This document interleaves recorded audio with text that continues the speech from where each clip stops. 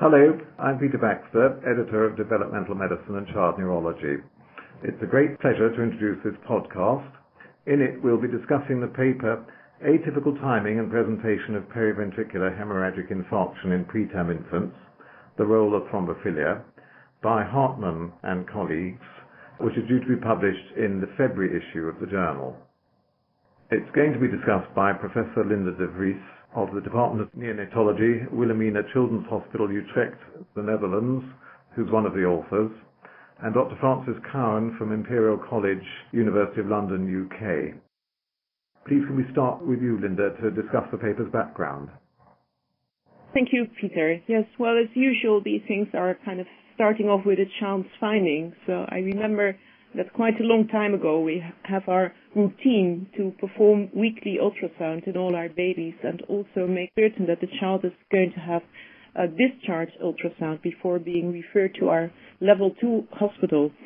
And in one of these children we were quite surprised and also shocked to find that the baby who was doing very well at 3 weeks of age was found to have on his discharge ultrasound a large parenchymal hemorrhage without actually an associated IVH. And we felt that this was really a very odd thing to find in a child who was by then 33 weeks.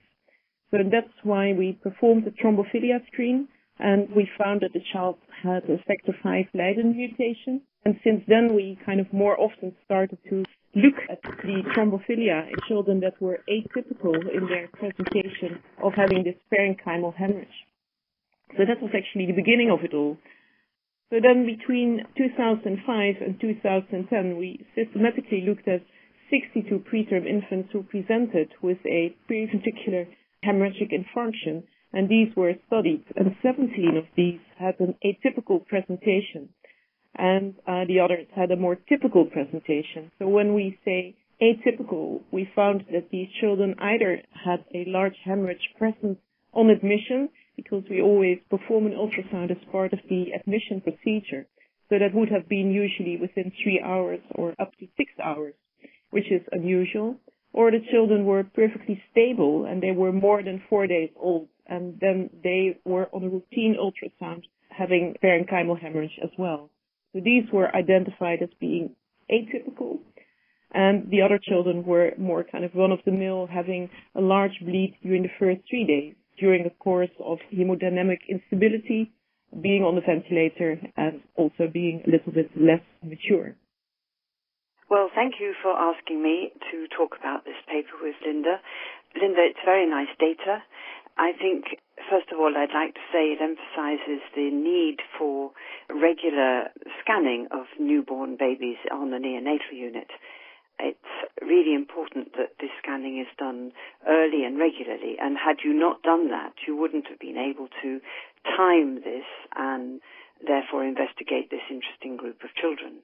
It also means that as quite a lot of the children had neurological consequences, had they not been scanned regularly, these would have appeared out of the blue and would have taken quite some time to be brought to attention later on and to be dealt with and discussed. And that also would be very distressing for parents.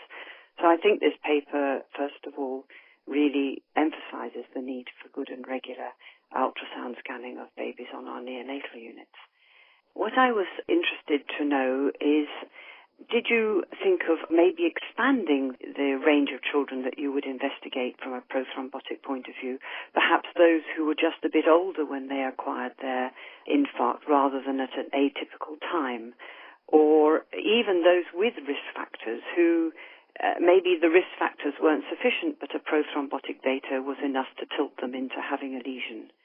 Have you done any of the other children as well? Yes, well, in fact, the gestational age range was up to 34 weeks. So some of these children were like 33 weeks, so older than you would expect for the children to have a hemorrhagic parenchymal infarction. We have also looked at this in a few full-term babies who came with a parenchymal hemorrhage or established porencephaly at birth. But in those, we haven't yet been able to find any factor V Leiden, which is most common as an associate. Right, well, that's interesting. You didn't find it in the term children? No, not yet. No. And I have had the experience of finding prothrombotic abnormalities in children who just present with a late IVH rather than necessarily a parenchymal lesion. What's your experience been with those? Is that a useful thing to do as well, do you think? Well, not in the population we have looked at so far. We have been doing this as well, and we haven't actually found any factor V Leiden in those particular children either. So it has been more in the kind of group that we have reported here than any child with an IVH, even if that would have been unexpected. Okay. Do you think there's anything different about the lesions in these children from those that acquire them at a more typical time? Can you look at them and do they look a bit different? They do, in a way, look a little bit different because in many of them we didn't have an associated IVH.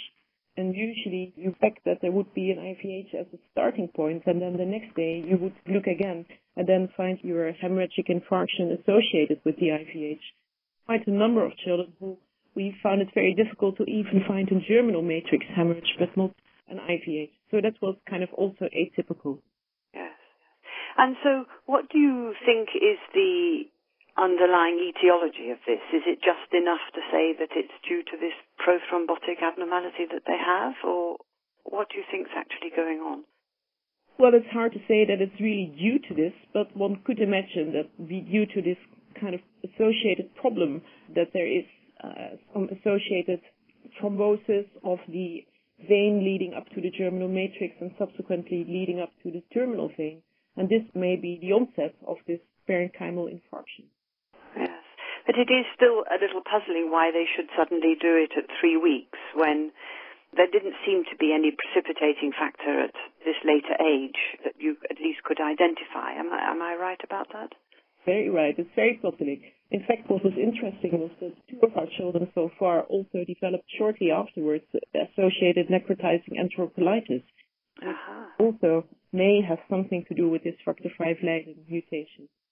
Yes, well, that's very interesting. And, of course, we don't really understand why that happens either. What about the placentas in these children? Do you have any evidence from them that there was something going on there, or any evidence of inflammatory processes or so on? Yes, well, that's a very interesting point that you're raising right now. And in fact, we found that looking initially at the data, we found that there were quite a few children with fetal thrombosis. And then Johanna Harteman, the first author, she looked at this in more detail, and she found that in about 80% of both groups, we did actually have access to the placenta, and these have now been analyzed. And we do indeed find that in the typical cases, there is significantly more chorioamnionitis than in the atypical cases, while in the atypical cases, there is more preeclampsia in the mother, and in the placenta, there is more placental infarction and more fetal thrombosis. So they are definitely different, and that's what we are writing up right now. Yes. And I noticed that there seem to be more smaller children in your atypical group, although it didn't reach statistical significance. Right, and that's probably also associated with the preeclampsia, which in this subgroup where we did have the placental data, did become significant. Yeah. But it's still an interesting question that why did they present late? You'd think that if they had a placental problem, they might actually present early. So obviously there are many questions to look into here. Yes, well, some actually presented at birth, so they already had an established parenchymal hemorrhage when they came in, and others later. So there, within this atypical group, there's an early and a late group. And a late presenting group. Although, of course, 1 or 2 of those early ones had the COL4A1 rather than the factor V Leiden, didn't they? There were 2 SIPs, which we reported previously that had COL4A1. Yeah, so that's another thing which we may have to look at more carefully. What about your normative data? You quote the data for prothrombotic incidence in the Dutch population, but were these children all ethnically Dutch, or did they come from a variety of backgrounds? Well, no, we were in that respect a little bit lucky because they were all Caucasian Dutch children. And we know that in Holland it's about 5% in the population to have the factor V Leiden mutation. But it's an important point because this, of course, differs in the different populations that you can look at. Yes. Okay. I noticed that despite the fact that these children didn't have a particularly good outcome, they seemed to have more cerebral palsy as a consequence compared to the typical group. They had fewer seizures. So could you explain why they might have a worse motor outcome but actually seem to have fewer seizures in the neonatal period? Well, we also thought about that, and it could be, in fact, because there are quite a few, 7, had an antenatal hemorrhagic infarction. So it could be that they already had seizures before they were born, although Yes. they don't have a very good history of the mother. Sometimes the mother would say that she felt some kind of particular hiccups or abnormal movements. But it could have been that they had antenatal seizures, but they had resolved by the time they were born. And that's why we actually see fewer seizures than you may have expected in view of these large lesions. Yes.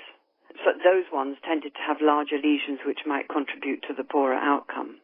But it's interesting that you found a poorer outcome, as did Mercuri in his study of focal infarction, and the children who had factor V Leiden also tended to have a poorer outcome relative to those that didn't have. So in that respect, these two groups of children seem rather similar. Yes. So it's clearly important to make this diagnosis because they're not such a benign group from a long-term outcome point of view. Yeah, it was interesting to see the agreement with the data of Mercuri, and you were involved in that paper as well. So it's good to know that if you have a child with this atypical lesion who in fact has got the factor V Leiden mutation, is more at risk of developing subsequently cerebral palsy. But even having said that, I think that the main predictor is the site and the size of the lesion, and especially we tend to do the MRI at term equivalent age and look for asymmetry of the myelination of the posterior limb of the internal capsule. Yes, I mean that was the same in the Mercuri paper, that these children all had lesions that involved the internal capsule and the motor pathway. But then the question is, why should factor V Leiden or some other prothrombotic factor give you a predilection to have a lesion in that site? Could there be anything different about the vascularity there that makes it vulnerable?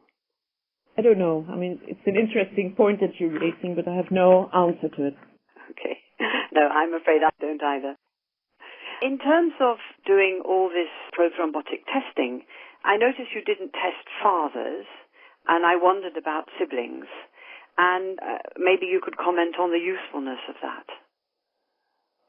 Yes, well, first of all, it's a rather costly business. Doing all these tests is about 300 euros per child, looking at all the different genes, so it's quite expensive. And then there was an interesting paper in Stroke in 2009 by an Israeli group from Simchen and others, and they looked at factor V Leiden in the mother and infant, and they found that the maternal thrombophilia was shown to be associated with pregnancy complications, so that's why they actually did go for the mother rather than the father. And of course we know that the maternal thrombophilia has been associated with preeclampsia and problems of the placenta. And also looking at this paper, we decided to go for the mother. And also for the mother, of course, it would be important for the next pregnancy and also after birth, the risk of pulmonary embolism, to be aware of the factor V Leiden being present or not. So that's why we initially went to go for the mother, and we didn't go for the siblings or the father. There was one family where the mother had had a prior pregnancy with an intrauterine death, and most of the children were actually the first child of the family, so we don't have a lot of information about this. Okay. Did any parents refuse to be tested? No, we didn't have any parents who refused so far. Yeah. And in Holland, it would probably be the case here. Are there medical, legal, or insurance implications about this sort of testing? It would be maybe a little bit less than in the US or maybe also in the UK. We did actually point out that it might be not in their best interest to know about this if they were going to buy a house and a case like this, but they prefer to know and be aware of potential problems that may affect their own health as well. And we had one mother who, after a lot of questioning, finally told us that her sister had a myocardial infarction at the age of 27. So I think for the parents, and especially the mother, it may be important to know about this problem. Yes, well, I would think so, but I can understand that some people might not wish to be tested. It certainly is an issue that needs discussing before launching into doing it, I think. Yes. If you find a positive result, do you refer then to a hematologist for further advice, or do you do it through them in the first place? We usually talk to them ourselves to start with. We have discussed this at great length with our pediatric hematologist, who initially didn't really think this was terribly important, or they couldn't really believe that it was going to be terribly important. I think they've changed their minds a little bit, and some of the parents, we refer them with the child to the hematologist as well. Yes. And for the child, do you think this finding has any implications for early management? Finding a prothrombotic factor, does it alter how the child is handled or fed, or any supplements that are given? No, not really. We always talk about if the child would break his leg and would be in traction and immobilized, then it would be important to know and tell the pediatrician when the child is admitted. But otherwise, nothing really. And we always, of course, also discuss if it's a girl, that if she's going to get older and she's going to take the pill, that it may be important to be aware of her problem as well. Yes, and maybe if they had MTHFR, at least homozygosity, and an abnormal homocysteine, which I know none of yours had, to make sure their folate was. That's right. Was nowadays, people always also say that the compound heterozygosity of MTHFR may be important. Yes. We've now come to the end of our podcast. Many thanks indeed to Professor Linda de Vries and Dr. Francis Cowan for a very interesting and informative podcast. It really does show the importance of very careful observation in the clinical setting, and then studying any unexpected findings and how that can lead to real insights that can affect future management, both for children and for their families. I found it fascinating. Thank you both very much. Just to remind our listeners that the article is entitled Atypical Timing and Presentation of Periventricular Haemorrhagic Infarction in Preterm Infants, the Role of Thrombophillia. It's authored by Harteman et al. And appearing in the February issue of Developmental Medicine and Child Neurology.